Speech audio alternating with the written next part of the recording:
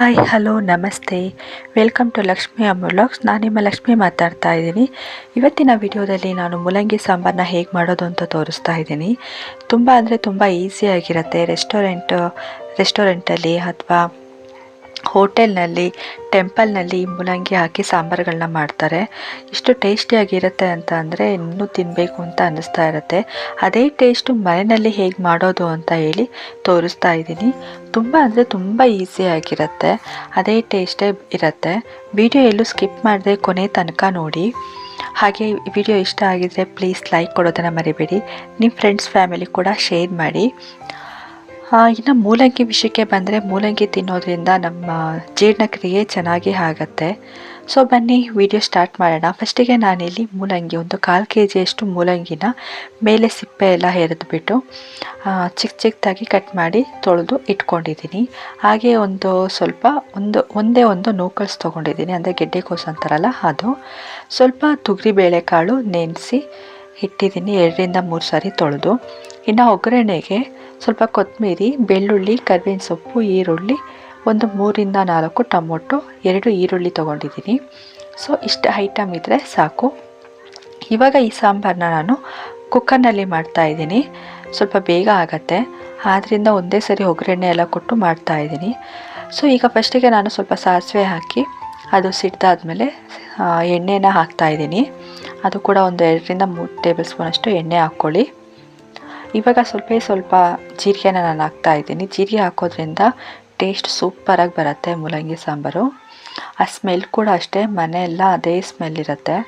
So ಫಸ್ಟಿಗೆ ಜೀರಿಗೆ ಹಾಕ್ಕೊಂಡು ಇವಾಗ ನಾನು ಕರಿಬೇವಿನ ಸೊಪ್ಪು, ಬೆಳ್ಳುಳ್ಳಿ, ಈರುಳ್ಳಿನ ಹಾಕ್ಕೊಂಡು ಸ್ವಲ್ಪ ಹಸಿ ಸ್ಮೆಲ್ ಹೋಗೋ ತನಕ ಫ್ರೈ ಮಾಡ್ತಾಯಿದ್ದೀನಿ.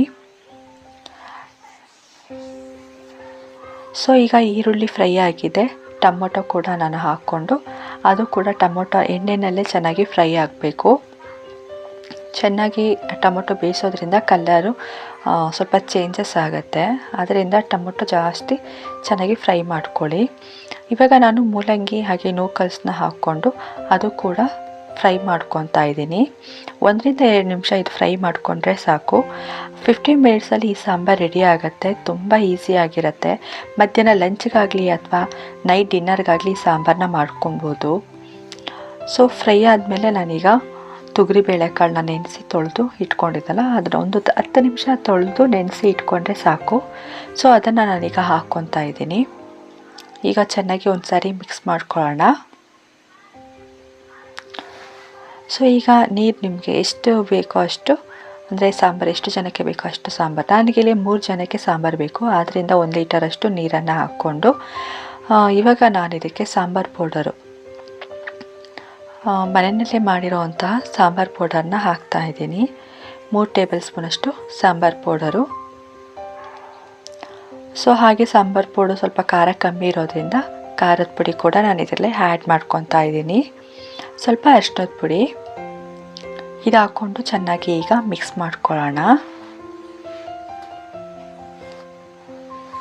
ಸೊ ಈಗ ರುಚಿಗೆ ತಕ್ಕಷ್ಟು ಉಪ್ಪನ್ನು ಹಾಕ್ಕೊಂಡು ಒಂದು ಸಾರಿ ಚೆನ್ನಾಗಿ ಮಿಕ್ಸ್ ಮಾಡ್ಕೊಬೇಕಾಗತ್ತೆ.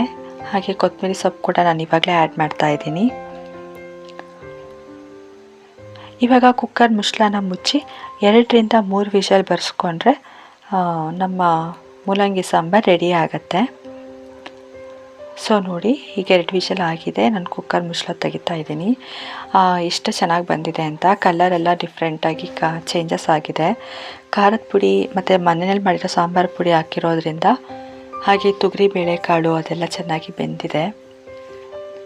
ಜಾಸ್ತಿ ಕದ್ರೋಗಿಲ್ಲ ತೊಗರಿ ಬೇಳೆಕಾಳು, ಏಕೆಂದರೆ ನೆನೆಸಿ ಹಾಕಿರೋದ್ರಿಂದ ಒಂದು ಹದವಾಗಿ ಬೇಯುತ್ತೆ ಮೂಲಂಗಿ ಜೊತೆ. ಸೊ ಮೂಲಂಗಿ ಸಾಂಬಾರು ರೆಡಿ ಆಗಿದೆ. ಇದನ್ನು ನಾನು ಇವತ್ತು ಮಧ್ಯಾಹ್ನ ಲಂಚ್ಗೆ ಮಾಡಿಕೊಂಡಿದ್ದೆ.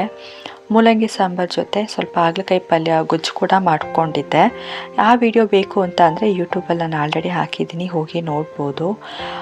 ಜೀರ್ಣ ಆಗಿಲ್ಲ ಅಂತ ಅಂದರೆ ಈ ಥರ ಮೂಲಂಗಿ ಸಾಂಬಾರನ್ನ ಮಾಡ್ಕೊಂಡು ತಿನ್ನೋದ್ರಿಂದ ಬೇಗನೆ ಜೀರ್ಣ ಆಗುತ್ತೆ. ಹೆಲ್ತು ಕೂಡ ತುಂಬಾ ಒಳ್ಳೆಯದು. ಗ್ಯಾಸ್ಟ್ರಿಕ್ ಸಮಸ್ಯೆ ಆ ಥರದ್ದೆಲ್ಲ ಏನಾದರೂ ಇದ್ದರೆ ಇದನ್ನು ಮಾಡಿಕೊಂಡು ತಿನ್ನಿ. ಸೊ ವಿಡಿಯೋ ಇಷ್ಟ ಆಗಿದರೆ ಲೈಕ್ ಕೊಡಿ. ನೆಕ್ಸ್ಟ್ ವಿಡಿಯೋದಲ್ಲಿ ಸಿಗ್ತೀನಿ. ಅಲ್ಲಿವರೆಗೂ ಬಾಯ್. Thanks for watching.